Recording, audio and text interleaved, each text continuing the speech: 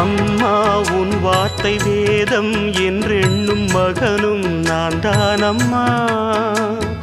உலவும் என் கோயில் பேசும் என் தெய்வம் உலகில் நீதானம்மா. தாயே உன் கண்ணில் துளி நீர் கண்டாலும் இதயம் தாங்காதம்மா. ஏதோ உன் நெஞ்சில் துயரம் என்றாலும் விழிகள் தூங்காதம்மா. வண்ணமுகம் வாடி நிற்க பார்த்ததில்லை நானும் என்னாலும்.